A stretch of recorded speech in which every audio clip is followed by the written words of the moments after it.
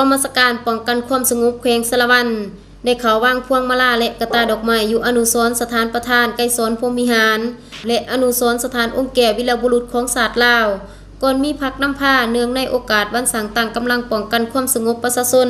ครบรอบ64 ปีวันที่5 เมษายน 1961 5 เมษายน 2025นำโดยพลจัตวาศรีเสริฐ สนาราหัวหน้ากองบัญชาการป้องกันความสงบแขวงสะระวันการวางพวงมาลาครั้งนี้ก็เพื่อแสดงถึงความเคารพรักความกตัญญูหูบุญคุณและจารึกคุณงามความดีที่เลิศล้ำต่อการเสียสละตลอดชีวิตของประธานไกรสอนพรหมวิหาร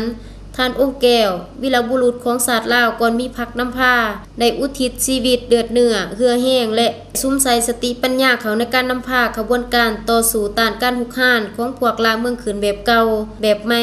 ด้วยนำใจทรหดอดทนพิละอาจหารบ่ยอมจำนวนของบรรพบุรุษจนสามารถญาติได้ไสชนะในวันที่2 ธันวาคม 1975 เป็นต้นมาในวันเดียวกันนี้เวลา 8:00 น.อยู่ที่สโมสรใหญ่ของแขวงก็ได้จัดพิธีปาฐกถาวันสั่งตั้งกำลังป้องกันความสงบครบรอบ64 ปีโดยให้เกียรติปาฐกถาของทานจันสมรพรหมแสงคณะประจำภาคแขวงหัวหน้าคณะโฆษณาอบรมแขวงในนี้ท่านได้ยุกให้เห็นประวัติก่อนการกำเนิดการเติบใหญ่ขยายตัวและสู่พบมีไส้ของกำลังป้องกันความสงบประชาชนในแต่ละระยะและมีการเปลี่ยนชื่อคณะของตนนับแต่ตั้งชื่อเป็นป้องกันติดต่อกำลังสันติราษฎร์คณะป้องกันภายในหองการป้องกันความสงบและได้เปลี่ยนชื่อเป็นกำลังป้องกันความสงบประชาชนที่ได้กำเนิดเกิดขึ้นทำอิฐอยู่วันนาวิทย์เมืองเวียงไส้แขวงหัวพันและมีการเติบใหญ่ขยายตัวลงหอดท้องถิ่นแขวงในทั่วประเทศก่อนหน้านี้64 ปีกำลังป้องกันความสงบได้มีมูลเสือการต่อสู้เคียงบ่าเคียงไหลกับกองทัพและประชาชนลาวบรรดาเผ่าอย่างมีไส้ตลอดมา